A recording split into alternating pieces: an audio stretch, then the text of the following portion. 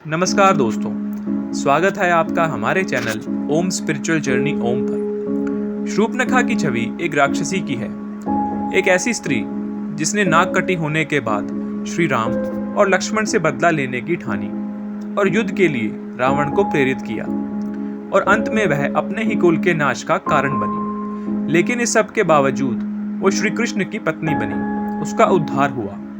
बड़े बड़े ऋषि मुनि कठोर तपस्या के बाद भी ये सुख प्राप्त नहीं कर पाते हैं, लेकिन शूर्पणखा को यह आशीर्वाद मिला। परंतु कैसे, जानने के लिए वीडियो में अंत तक बने रहें और चैनल को अभी तक सब्सक्राइब नहीं किया है तो जल्दी से कर लें। पूर्व जन्म में शूर्पणखा इंद्रलोक की नयनतारा नामक अप्सरा थी।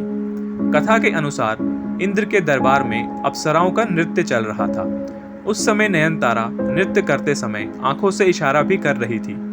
ये देखते हुए इंद्र उस पर मोहित हो गए। तब से नयनतारा इंद्र की प्रेयसी बन गई। उस काल में पृथ्वी पर व्रजा नामक एक ऋषि घोर तपस्या कर रहे थे। इंद्र ने उस समय नयनतारा को ही ऋषि की तपस्या भंग करने हेतु पृथ्वी पर भेजा। लेकिन व्रजा ऋषि की तपस्या भंग होने पर उन्होंने नयनतारा को राक्षसी होने का श्राप दे दिया। ऋषि व्रजा से क्षमा याचना करने पर उन्होंने उसे कहा कि राक्षस जन्म में ही तुम्हें प्रभु के दर्शन होंगे। उसके पश्चात शूर्पणखा ने राक्षसी रूप में रावण के घर जन्म लिया। उसने मन में ठान लिया कि वो प्रभु को प्राप्त करके रहेगी। उसने भगवान राम को वन में देखते ही उन्हें पाने की इच्छा मन में कर ली। परंतु भगवान राम ने शूर्पणखा से कहा कि मैं तो पत्नीव्रता हूँ, तुम लक्ष्मण के पास जाओ। शूर्पणखा लक्ष्मण जी के पास गई तो उन्होंने उसे श्री राम के पास वापस भेज दिया।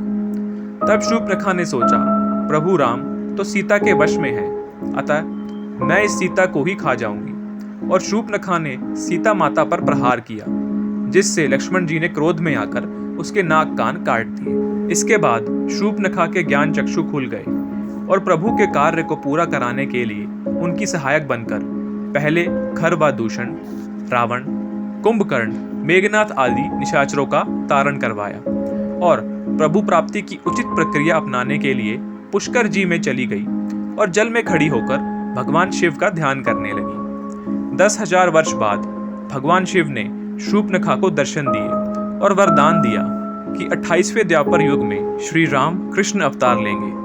तब कुब्जा के रूप में तुम्हें कृष्ण की प्राप्ति होगी। श्री कृष्ण तुम्हारी कुबड़ ठीक करके तुम्हें नयनतारा अप्सरा का मनमोहक रूप प्रदान करेंगे। और हुआ भी ऐसा ही। शूर्पणखा को अंत में अप्सरा का मनमोहक रूप भी मिला और वह भगवान की सहचर्या भी बनी।